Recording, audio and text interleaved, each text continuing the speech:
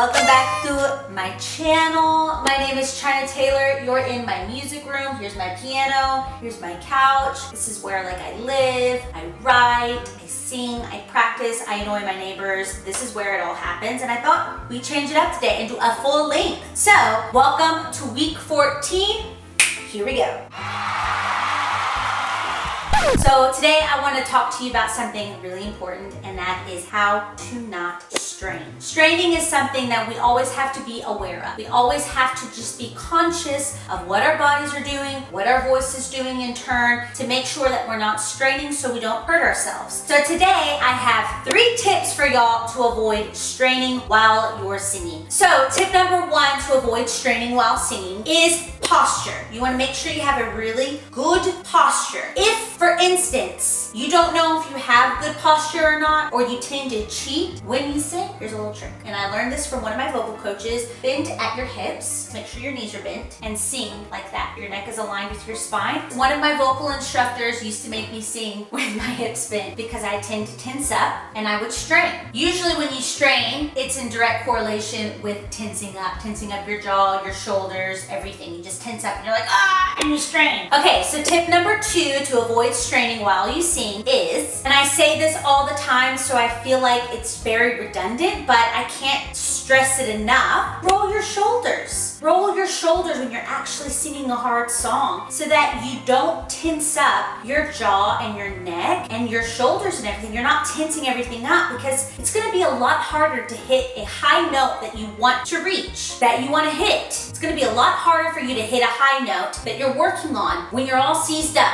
when you're tensed up and you're like, ah! If you have flexibility and openness and you're loose, the note's going to be able to flip out. It's going to be able to glide out and be beautiful and not cause you strain and not cause you injury. Okay, girl? Also, if rolling your shoulders is something that you can't really do at the same time as singing, my old vocal coach, Kelly, used to make me do this particular trick in my vocal lessons because I used to tense up and it would keep me from hitting notes that she said were very much in my range, but I was overthinking them. So she would have me sway side to side, just like this, and sing the song. For some reason, when you swivel at your hips, the rest of this can't become tense.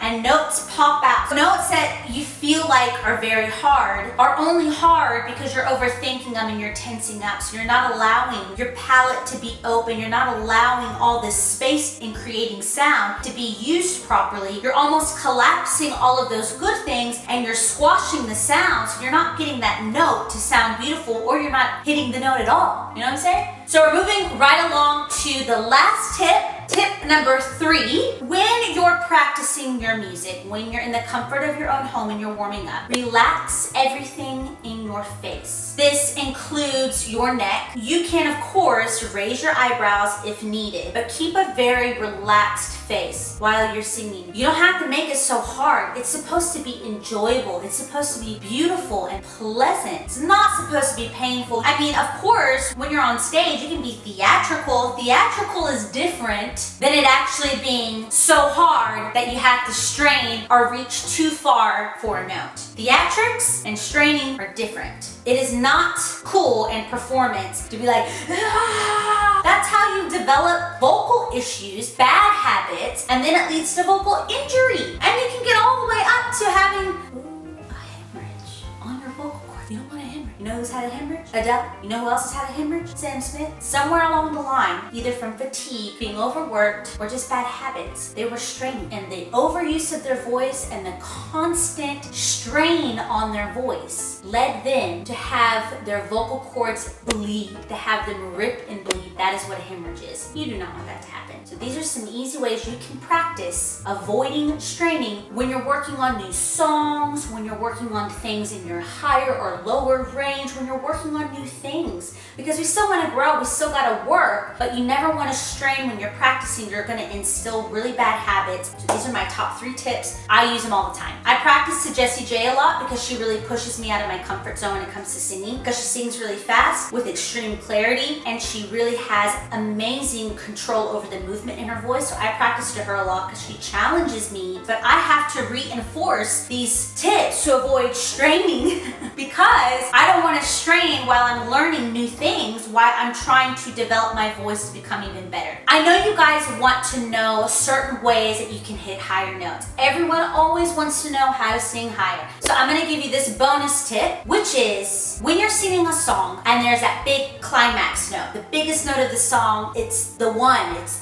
You got to hit it. So my bonus tip is to think about the note before the highest note, because if you can hit that note before the big one, you'll be able to hit the big one if you stay relaxed. Don't put so much focus on the higher note because you'll psych yourself out. We tend to overthink. So just take a deep breath, tuck your chin, drop your jaw, and sing forward, and you'll be able to hit that high note.